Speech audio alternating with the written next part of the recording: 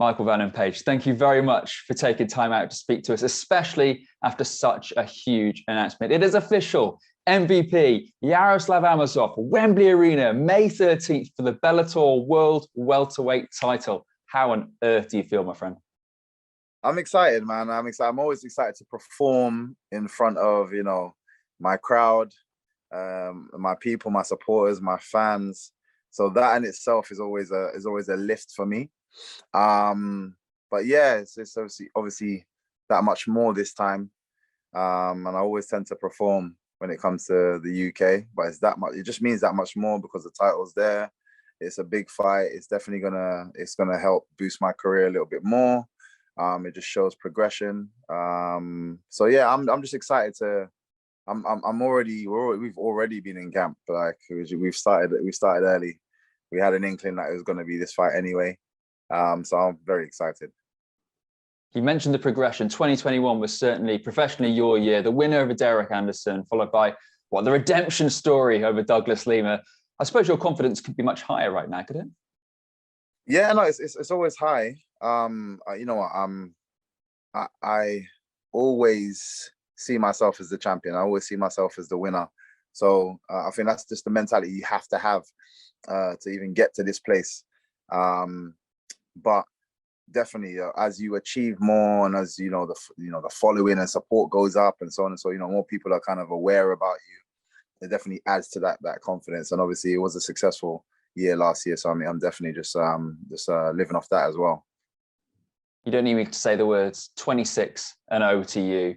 Amosov obviously undefeated. Look, how much of a mental obstacle is that to overcome as well as a physical one going into camp? To be fair, not much of a mental. I feel like there's so many people that have had good records, and everybody it's a game where anybody can lose. Right now, he is technically the best guy in MMA. Before it was Khabib in terms of a record, and obviously Khabib's retired now. It's now him, and he's what, I'm not sure how many fights, about 3 fights off Khabib's record. But I'm there to spoil that. I think he's an amazing fighter. I think he's an amazing mixed martial artist, all round. So I'm actually just looking forward to this fight. But yeah, it doesn't actually faze me at all. Yeah, it's interesting you mentioned the all-round game, because obviously he's known for his sambo style and he will take you to the mat as often as he can, but you can underestimate his all-round game. Mm-hmm. To be fair, the only thing that I feel where he's good, he's not dangerous in, is his striking. He doesn't knock that many people out, but the thing is, he still is a very smart fighter. He still does understand angles. He's got some beautiful combinations I've seen, but he's just nowhere near as dangerous as me when it comes to standing up. And I don't see him wanting to be there that long. So we kind of anticipate where he's going to fall, what he's going to go for. It's a case of just seeing who can get that. Now, you say you're already in camp. You're already prepping for this. By the time you get to the octagon, he hasn't been in there for 11 months. By the time you get face to face, how much of an advantage is that going to be for you? I feel like a lot of people always talk about like ring rust, but you don't understand the amount of punishment, shall I say, that we as mixed martial artists take in the gym day in and day out in a cage, doing exactly the same thing we would do. The only difference is there's people around watching. That ring rust for me doesn't really exist in the same way. If it's a case, ring rust only exists for me if I retired and I haven't been in the gym, I haven't been doing the same training, then I decide to do a camp to get back in. That's the only time I see ring rust. But he's still training. He's the champ. He's still training. Even when I had time off for whatever reason, I was still training. So yeah, the ring rust doesn't really count to me at that point. Talk me through then your preparations the next 4 or 5 months. How grueling, how difficult is it going to be? It's going to be extremely difficult. It's going to be amazing wrestlers just dragging me to the floor and me trying to figure my way back up to my strength, and also, learning on how to inflict as much damage, doing even 10 times more in my jiu-jitsu to make it so he almost wants to get away from me as well. on the ground, which forces him back up to his feet. Yeah, it's a lot of work. It's going to be a lot of work, but I'm already enjoying the process. I don't know how you enjoy that process. I don't know how you do it. I genuinely do not know how you do it. Look, obviously this is at Wembley. How important is it that this fight was in London? I just think it just made the most sense, especially after Bellator saw what we did last time. You know, that show was unbelievable. The people that turned up in the crowd, a lot of the influencers, a lot of celebrities, it was great. And I think it's only going to be 10 times worse or 10 times better this time round. So I'm massively looking forward to it. You talked about your following. You've got a great following, passionate following. And obviously they vibe off you because you are full of energy, you're full of personality. Have you noticed since that growing though, since the win over Lima? Yeah, I think after every win, it always goes up.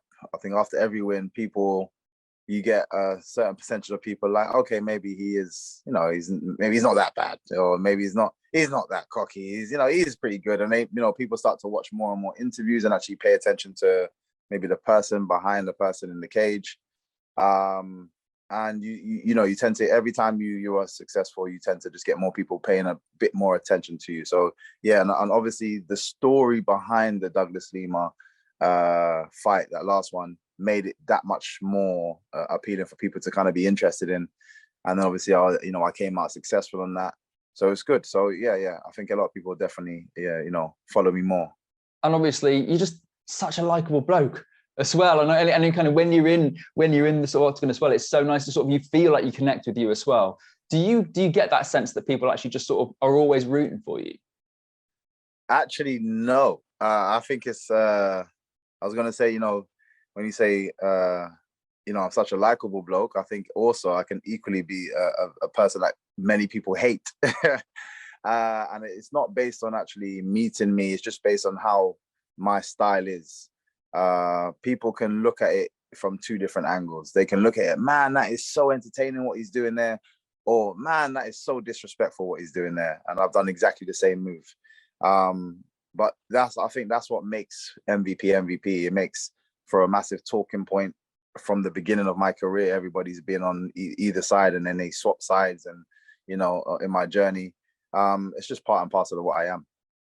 It's about being true to yourself, though, isn't it? That's the reason. Yes. I think people connect with you. It's because you are who you are, and it's not even unapologetic. It's just, look, this is who I am, and that's I think the reason people connect, isn't it? 100%. I always say that as long as you're being yourself, people will kind of connect to you. And you got a lot of people, like when the Conor McGregor, first that whole wave hit, it's because that's him. That's 100% him. So again, whether you like him or you dislike him, that is 100% him. So he gets a following because of that. Then you get a lot of people afterwards like, oh, he made a name for himself acting like this, and then they try to do the same, but it's not genuine. That's not it's not your genuine. And people can see, you can smell the crap in people trying to put on somebody else's face.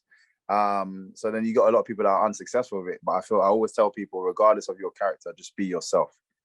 It's always difficult to be yourself when there's pressure, though. And look, this is for a world title. It's for a world title. Is that going to feel different the closer you get to May 13? No, I think from the beginning of my career, I've always had the same statement, and I genuinely believe it. I don't care about titles. I'm here first and foremost for myself and my family, because I get to provide for the people around me, doing what I do.